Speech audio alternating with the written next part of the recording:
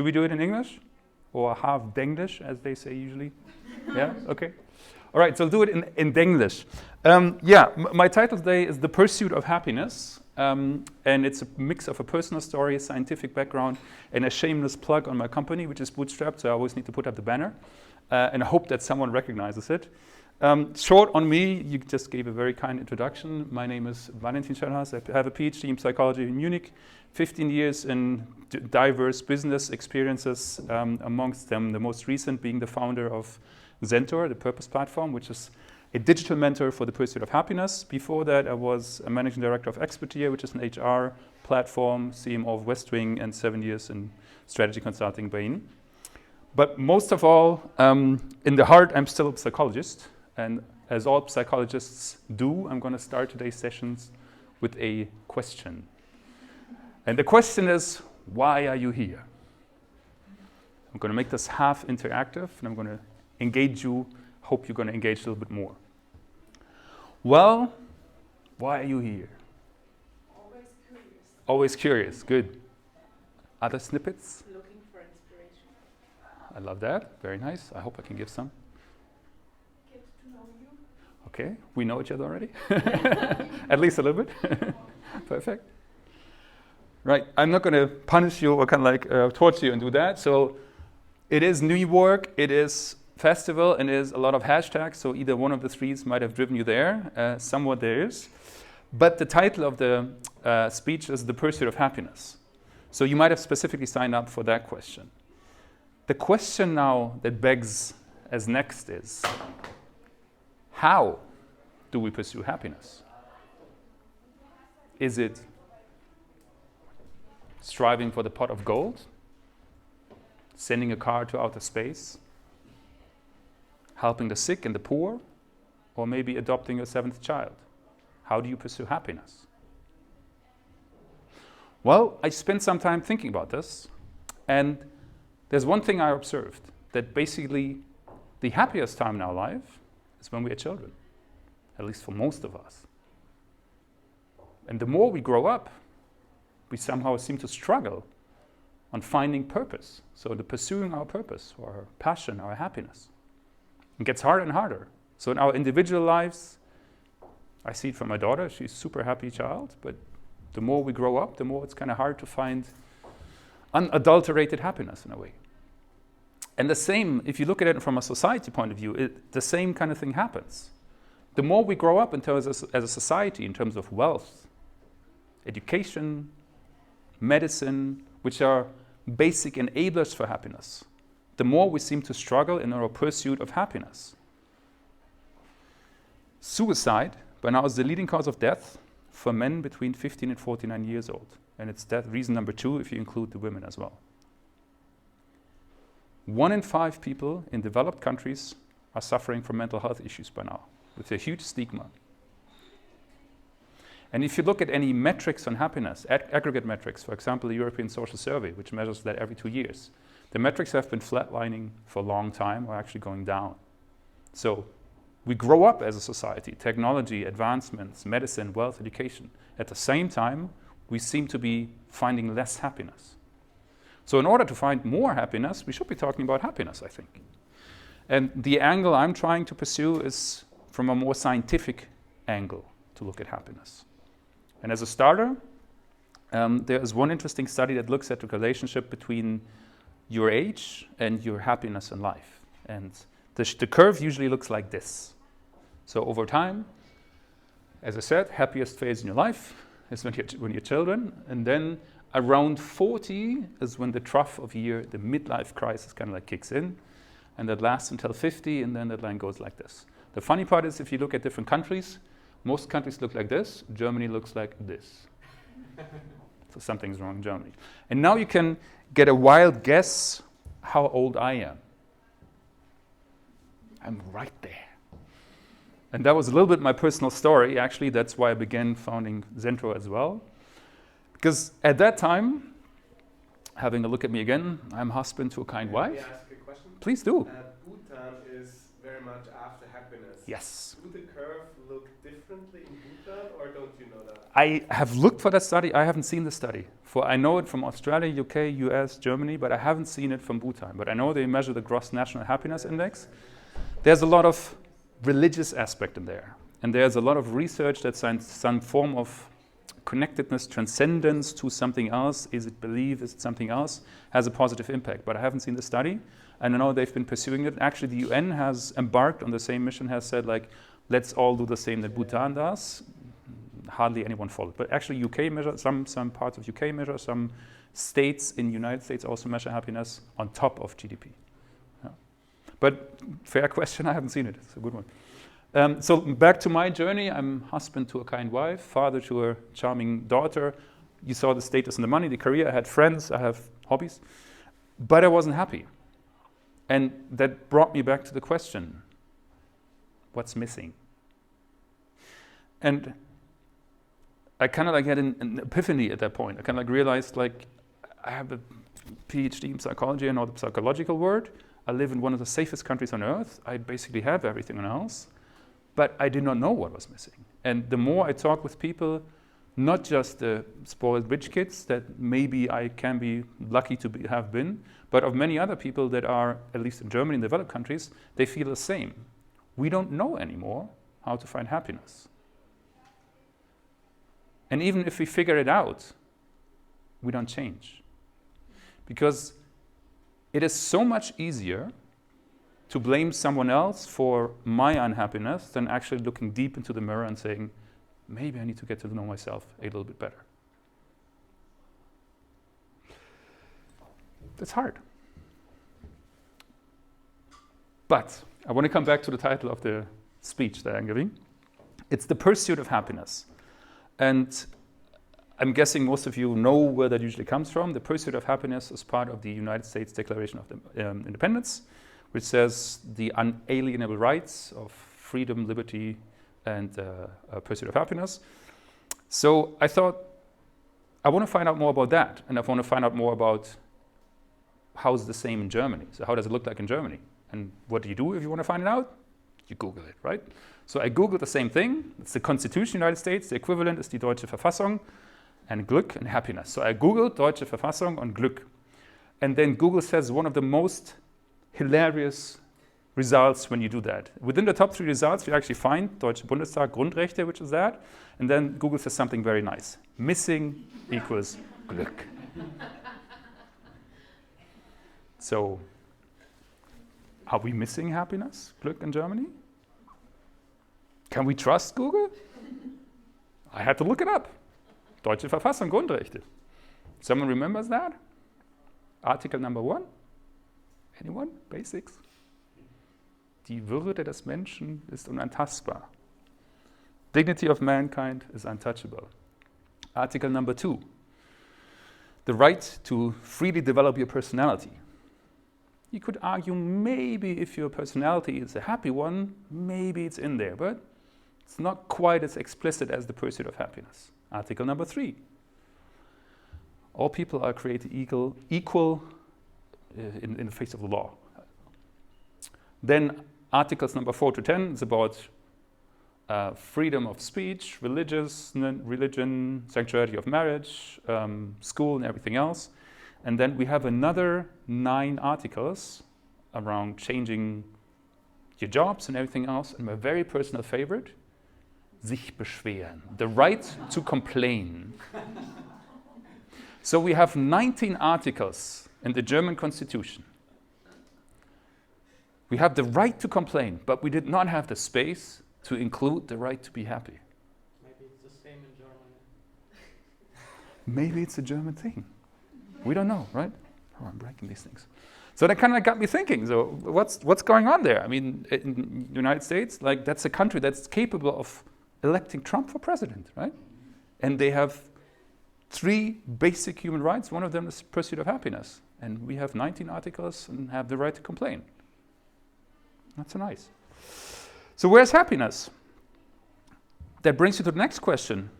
What is happiness? And now I'd like you to get to the very first interactive part. I'm trying to keep track of time. Maybe just 2 of you could just spend 2 or 3 minutes telling each other what you think happiness means or what it is for you. Do you want to engage on that? Should we start that? 2 minutes? Okay, let's go.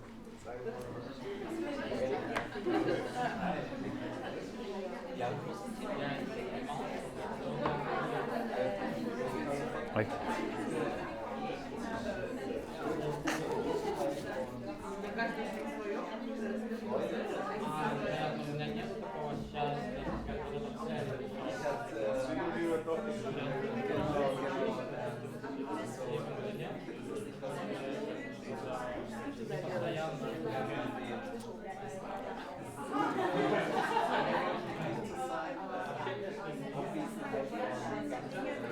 soll ich reinkommen? Sitzt die Frisur? Sehr gut. Die Kamera läuft, oder? Hast du geschaut? Meine Handykamera läuft, oder? Das Video läuft. Sehr gut. Cool.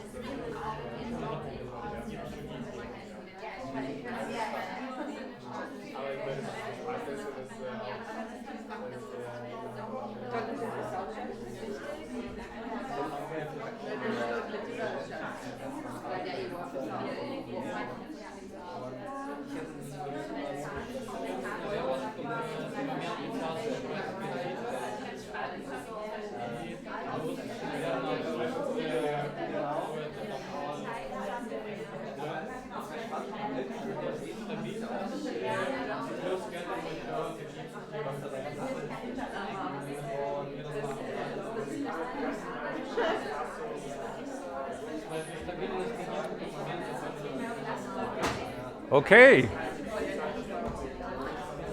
I can see I triggered a very delighted discussion with a lot of things in there. It's kind of unfair, right? If you open up the big, profound topic of happiness and you only give 2 minutes time, it's not really fair. I understand that. But we only have like 45 minutes time. So, does anyone want to share a piece? Any contradictions or any like common sense? You don't have to, but if you're interested, yeah, please go ahead. You said kind of that you need a balance in life. It means having a balance between job, family, everything, and that I always think that happiness, like a better word is being content, like Being content, yeah. zufriedenheit. Yeah. And that you're being seen in your job, but for what you are, and not just earning money and like doing your job. It's more like So authenticity, purpose. something around it. Yeah, okay. Yeah. Yeah, it's very good. Yeah, but please go ahead, just shoot it. Yeah, for me it's important to stay with me, with myself. Yeah. And to live my potential. Yeah. And the third, I would mention to be aware of the real small things, like a good cup of tea or the smile of a child or something like that. Like savoring, gratitude, these kind of things. Yeah, that's very good. It's very big topics. Anyone else? Yeah, I was please go. just going to say, so we all have different motives, and Yeah. as soon as you know your motives, and they will Exactly. be different to everyone, you will pursue happiness, from my perspective. Exactly. That's the big challenge, right? Happiness is highly individual. There's no way to kind of like generalize that. Please, yeah? Maybe it's the moments when the positive things let you forget about your worries, and so Ooh. like creating a foundation, and then you have some peaks because you can savor something, or you can actually enjoy some kind of positive stuff and letting go of the worries. Very nice. Did you see my talk before?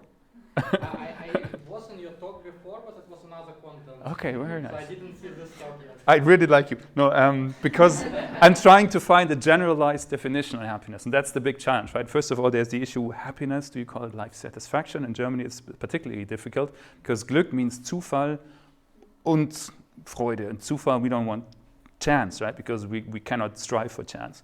But there's at least like you can have happiness.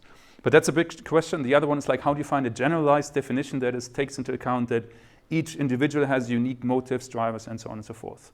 So I started with a similar approach that actually you're describing.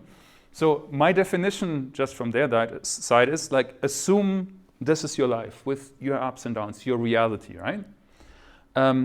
So far, nothing happened. But the moment you set in an expectation or an ambition level, you have what you just described. There's an above and a below for that.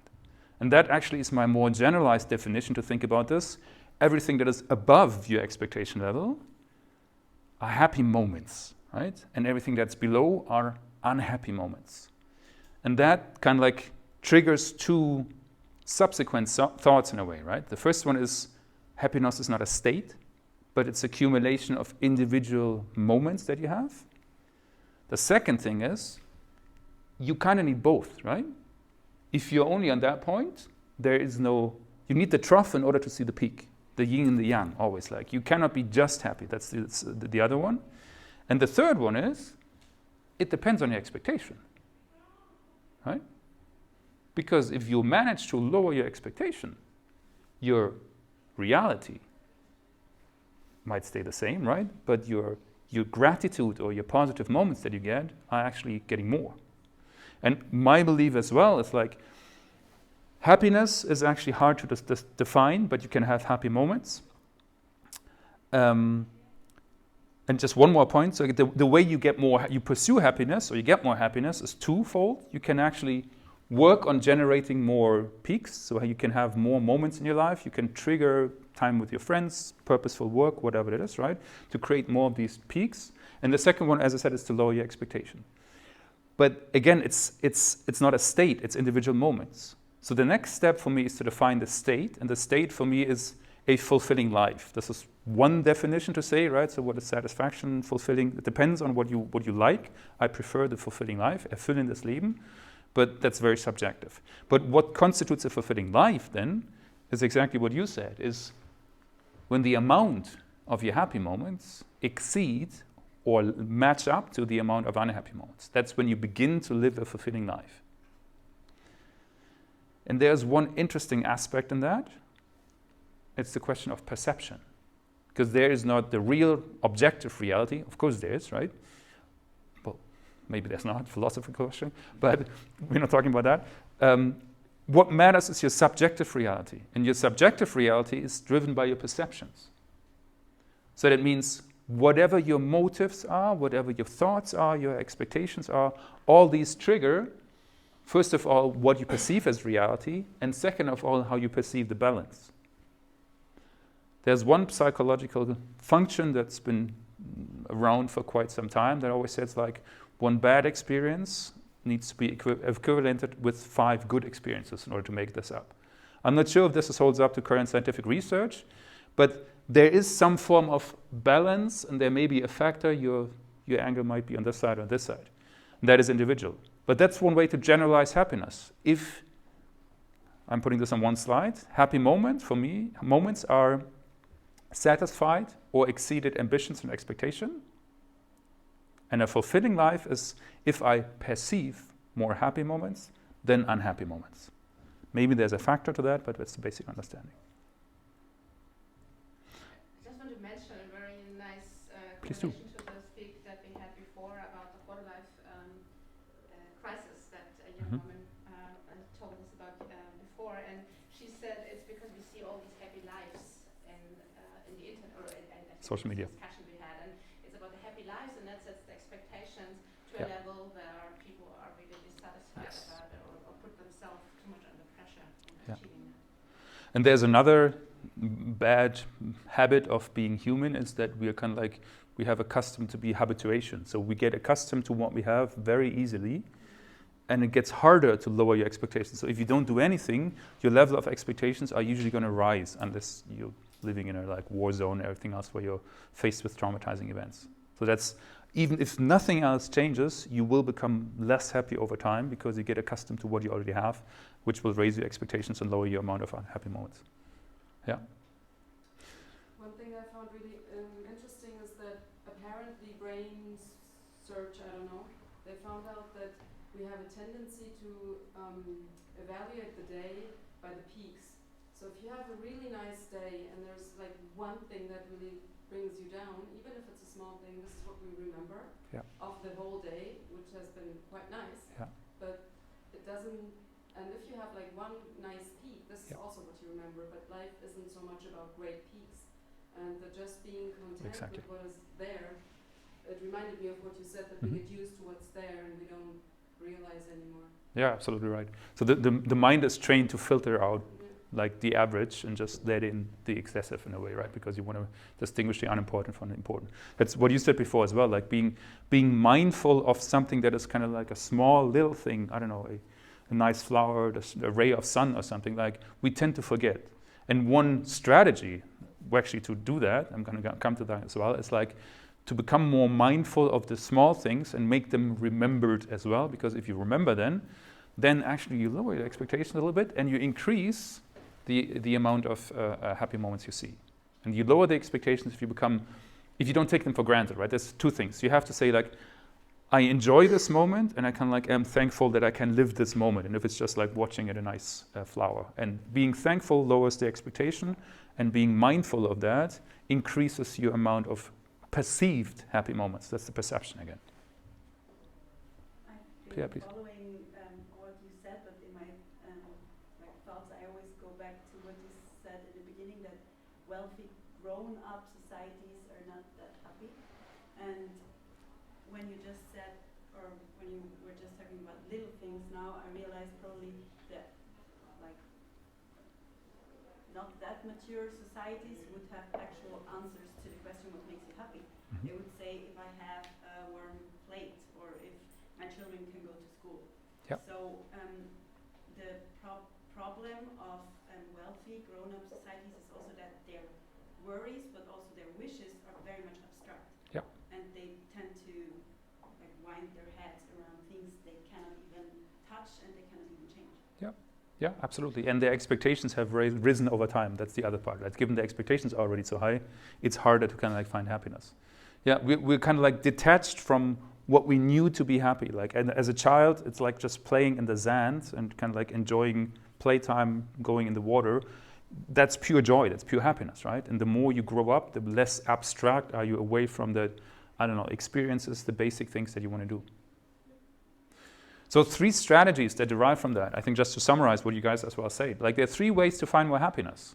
If you take back these 2 definitions, as 1 is find ways to create more happiness. Number 2 is working on your expectations. That's, I think, to your point.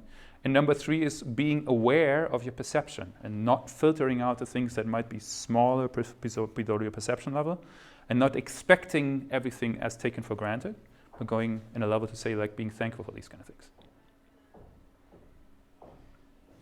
I don't know, just a question. In terms of perception, I have the impression that we are quite judgmental as humans, as especially intelligent or developed people. I would say this is also something which doesn't help happiness. Is looking at things with judgmental mode on. Did you found anything in this direction? Yeah, so I think there's a study that looks at stereotypical thinking is correlated with less happiness. I think there is a study. I don't have it with me, but I think there is one that people that are more overly rigorous in saying like this box or that box and that box, they tend to find less openness to what other life forms, opportunities, and kind of like options are, and trying to like judge people in a way. So I think there is a study on that. I might have to look it up, but I think you're right, actually. Yeah. I'm curious. Create more happy moments makes total sense. But how? Yeah. Would avoiding unhappy moments? Yeah. Is there a reason why you put creating the happy moments and not avoiding the unhappy moments? I don't think you have to, I don't know, it's hard. There are many reasons to that. So the first one is like I'm trying to give a positive spin on the entire topic, right? Because there's a lot of stigma on the entire mental health, depression, anxiety kind of things like that. And if you're talking about the negative side, it's always something where the classic psychology kind of like comes from, you want to get from -4 of your level to -2, right? And that's the whole research part. The positive psychology part of that says always you should get from +2 because actually like most of us we're blessed to what we are, but maybe to +5 or from 0 plus +2, right? So I want to focus more on the positive side, but you're absolutely right. You could also do it the other way. But keep in mind, if you eliminate the unhappy ones, your expectations rise much higher. So I actually think you need a baselining, you need to have a couple of negative experiences in order to appreciate the positive ones. And one very particular phenomenon that you might be aware of, like the moment you see something terrible happening on TV, usually you feel, thank God. You feel actually some form of like not happiness, but you feel kind of like blessed for what you are. You are more thankful and more aware of whatever your family, whatever you have, right? So nothing changed in your life, just the perception of a negative moment. That means you need like an offset and balance of that. So I wouldn't say you should more than exaggerate, avoid the negative ones, but of course don't seek them out, right?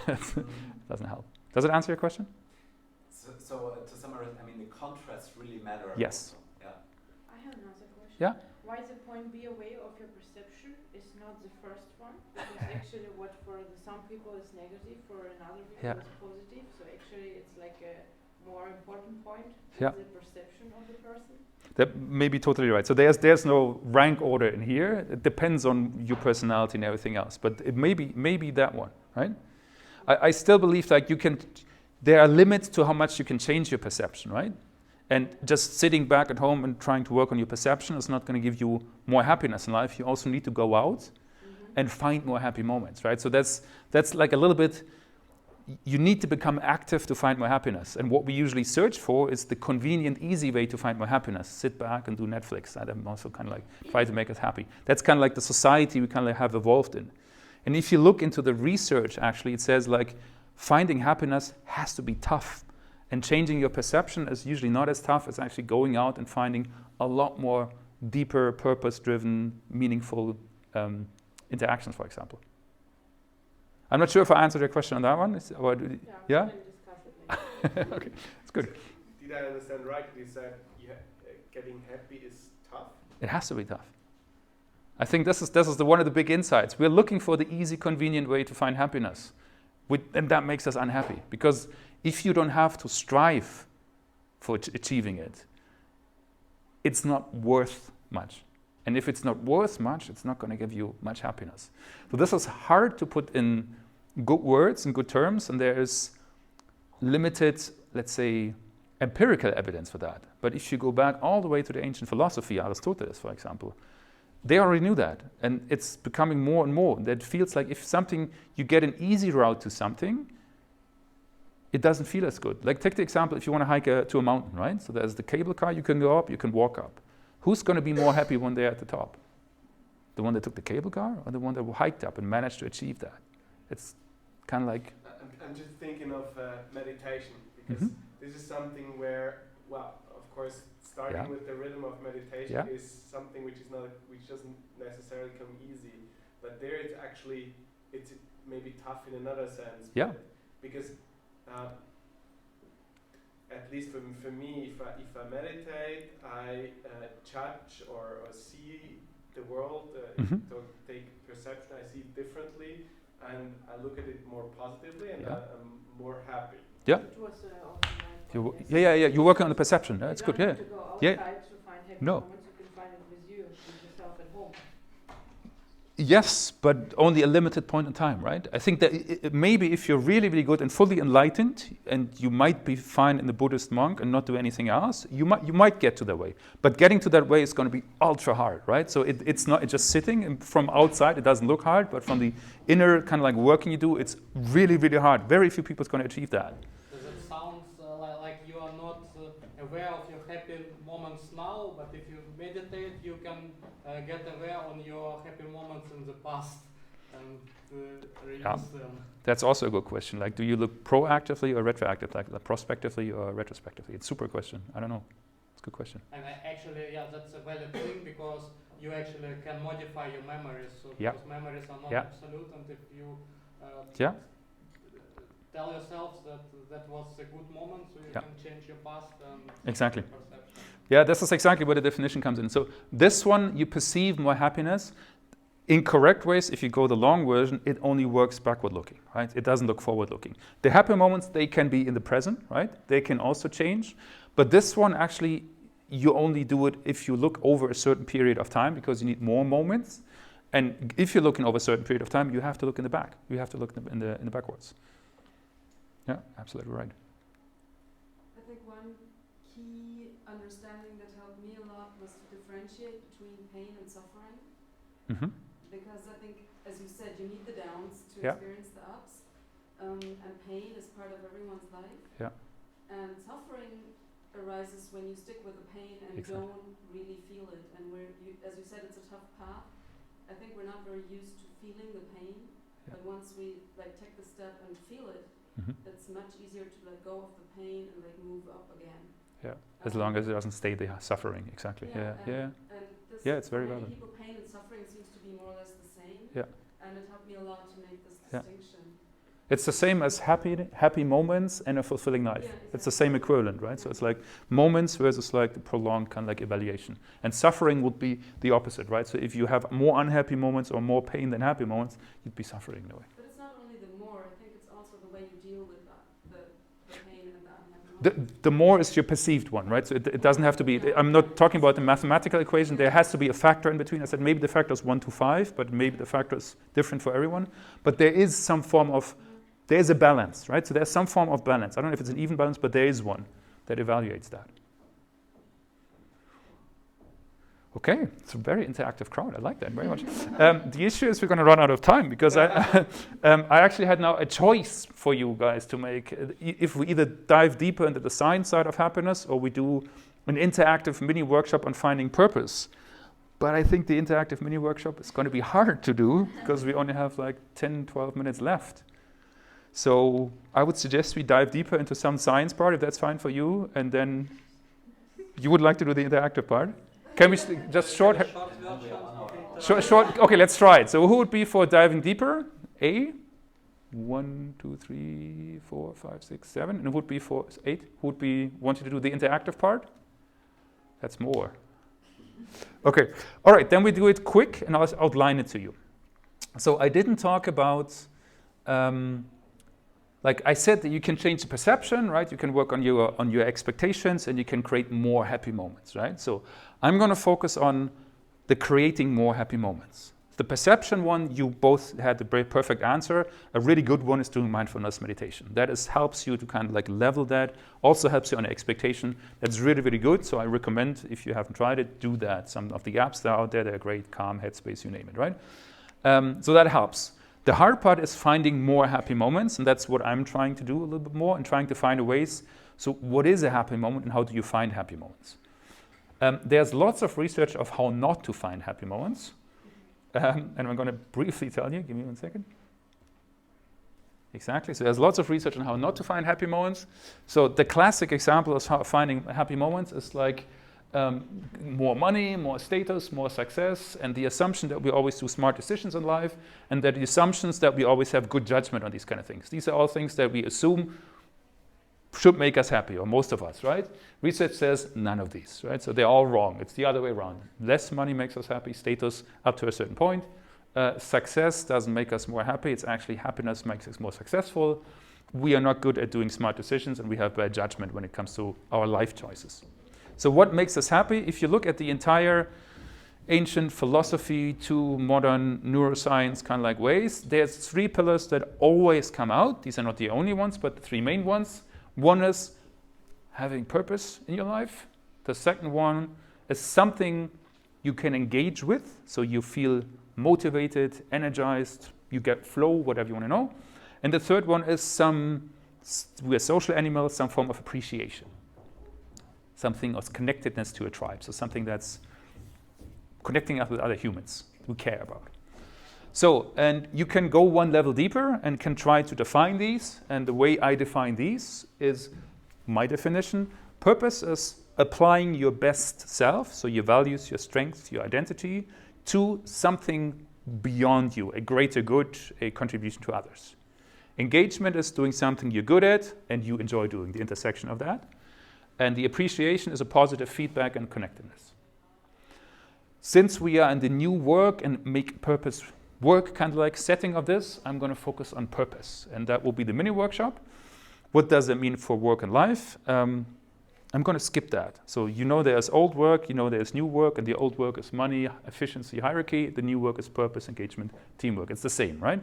So let's skip that. The definition of purpose is when you are at your best. So you strive and you do something that you can do very well. Your values, your strength, your character, and your identity, and you apply that to a greater good. So contributing to others, contributing to your own deeper meaning or deeper meaning of the society, or developing a higher goal. For some people, this might be religion or something else, or enlightenment. For others, this might be just, for Einstein, it might have been in the relativity formula. For someone else, it's like helping other people, like Mother Teresa, for example.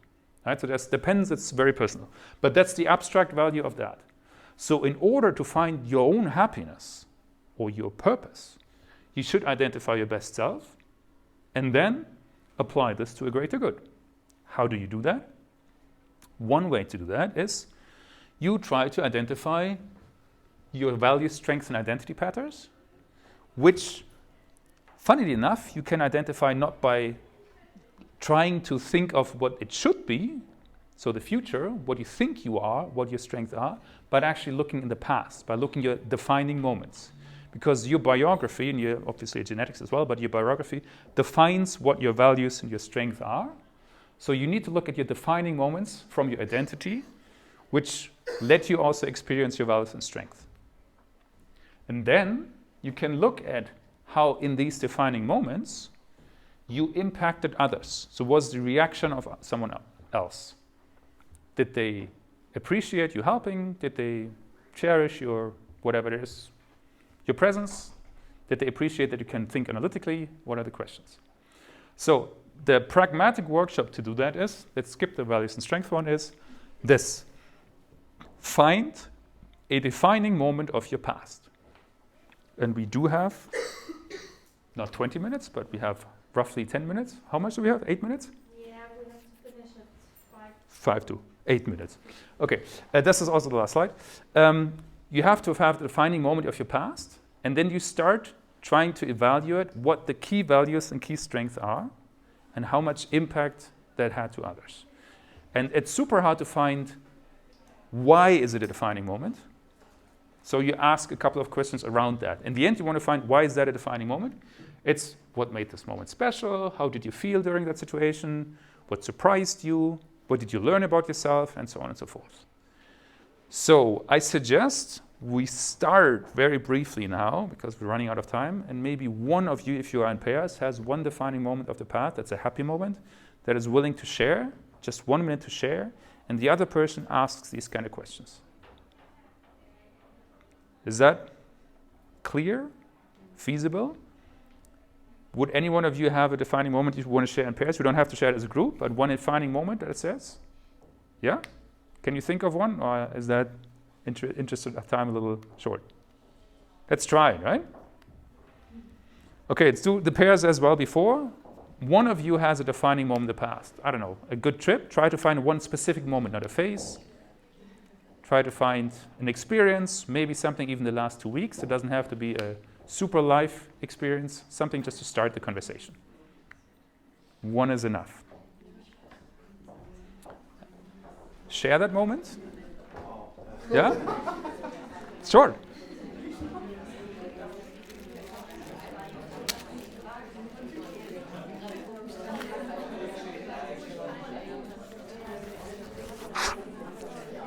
If you don't have a life moment, just take one from the last 2 weeks, something you experienced, what you enjoyed.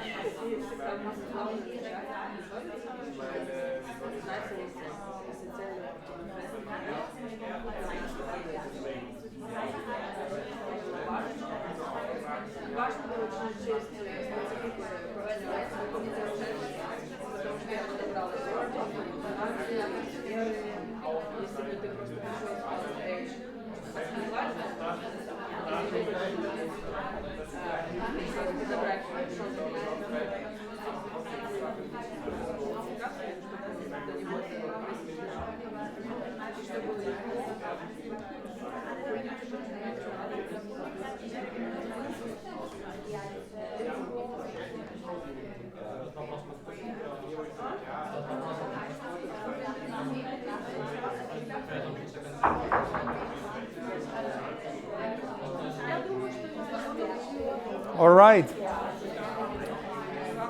I unfortunately need to cut it off now because we're running out of time. I know it's a short teaser, but maybe if you want to take a picture of that one, this is how the full exercise would look like. And I recommend that you you experience now for now how you can do that. Maybe do it with a friend, do it with your partner. That's a very interesting insight. So spend some time creating a lifeline of your identity, like your peak moments in your life and your trough moments of your life. So basically what you had, and have the same conversation with these kind of questions. Why was that a defining moment? Have that conversation so you can find out what your true values and strengths are, not the ones that you would like to have, because that's what we usually tell others, but the ones that others perceive of you. Then assess the values and strengths, and find out how you can apply these values and strengths and the identity to a greater good. And the way you can do this as well is by usually having someone else tell you what their reaction, or by reading the reaction of others when that defining moment was. That's a super valuable insight that kind of helps you to find what your best self is and how you could possibly apply this to something else. Does that make sense? Roughly understood? Sorry for the short abrupt kind of like version. You were just too interactive. That's the issue. All right, that's it from my side. If you're interested in more, website, my email address. I will have flyers if you want. Come find me afterwards. Email me, reach out to me, and thank you for the great conversation.